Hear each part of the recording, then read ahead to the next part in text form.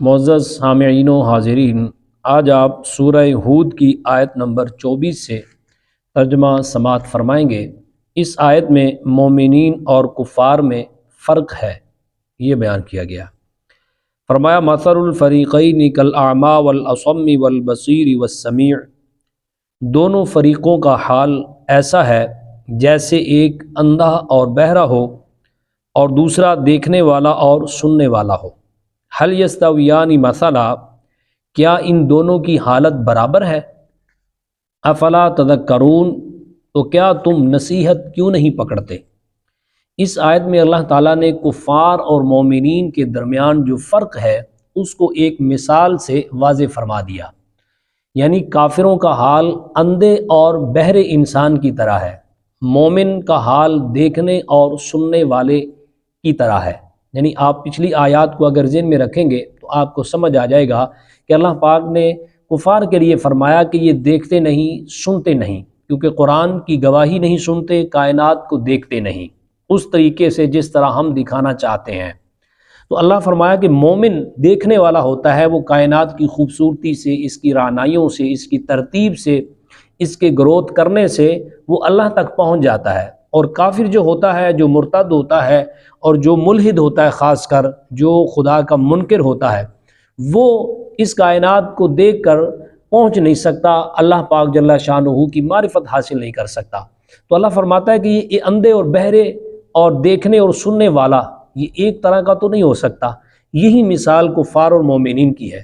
آج لوگ اسی آیت کو پکڑ کر کہتے ہیں دیکھو جی، آپ تو اپنے گروہ کی بات کرتے ہیں، انسانیت آپ میں ہے ہی نہیں، اور انسانیت کو ایک بڑا مذہب قرار دینے کی کوشش کرتے ہیں۔ تو ہم کہتے ہیں بھائی صبر کرو، ٹھنڈے دل سے ذرا سوچو، جس کو تم انسانیت کہہ رہے ہو وہ اصل میں اسلام کی تعلیمات کا ہی ایک نام ہے۔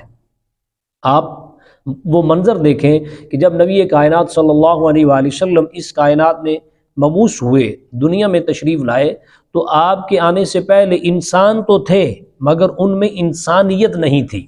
کیا تھا؟ اخلاقیات نہیں تھی، رہنے سہنے کا طریقہ نہیں تھا، ایک دوسرے سے ملنے کا، ایک دوسرے سے برتنے کا ان کو طریقہ نہیں تھا۔ تو میرے آقا صلی اللہ علیہ وآلہ وسلم نے ان کو انسانیت ہی تو سکھائی ہے، ورنہ آپ دیکھیں کہ آپ سے پہلے لوگ اپنی بچیوں کو زندہ دفن کرتے ہیں، غلام کو پاؤں کی جوتی سمجھا جاتا تھا۔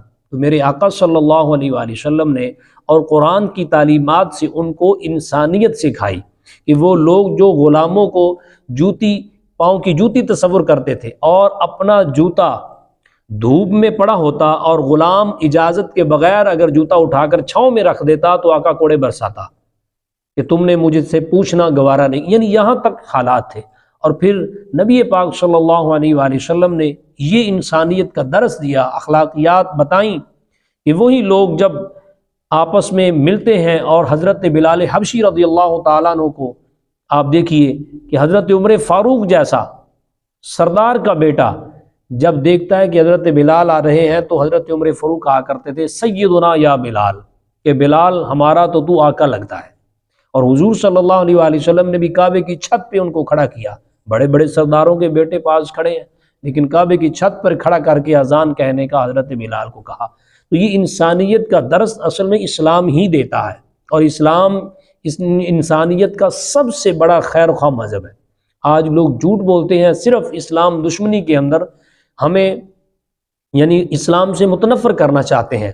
اللہ پاک فرماتا ہے کہ بھائی جو کائنات کو دیکھے گا جس طرح میں نے بنائی ہے اور جس طرح میں چاہتا ہوں کہ تم دیکھو اور مجھ تک پہنچ جاؤ، وہ آدمی اور جو کائنات کو دیکھتا ہے اور صرف انجوائمنٹ کرتا ہے کہ دنیا میں آئے ہیں صرف انجوائے ہی کریں، دنیا بھرپور طریقے سے جیو، بس جس طرح دل آئے کرو، تو وہ برابر نہیں ہو سکتا۔ کیوں تم نصیحت نہیں پکڑتے ہو؟ تو اللہ پاک جل شانہ نے اس آیت میں ہمیں جھنجھوڑ دیا ہے کہ یہ بات ذہن میں رکھنا، کافر اور مومن برابر نہیں ہو سکتے۔ ہاں حقوق کے لحاظ سے، عزت نفس کے لحاظ سے وہ برابر ہیں، ان کو حقوق دو۔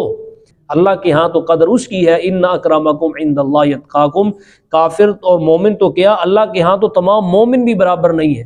اللہ نے فرمایا کہ میرے نزدیک تو مومنوں کی بھی اس مومن کی عزت زیادہ ہے جو تقوی میں زیادہ ہے۔ تو اس لیے یہ بات ذہن نشین رکھنی چاہیے کہ اللہ پاک جل شانہ اور اللہ پاک جل شانہ کا نازل کردہ قرآن جو اسلامی تعلیمات ہیں وہ انسانیت کے خلاف نہیں ہیں، انسان کو انسانیت بنانے والی تعلیم ہی اصل قرآن ہے اور نبی پاک صلی اللہ علیہ وسلم کی زندگی مبارک ہے۔ اللہ تعالیٰ ہم سب کو قرآن مجید کا نور نصیب فرمائے، آمین ثم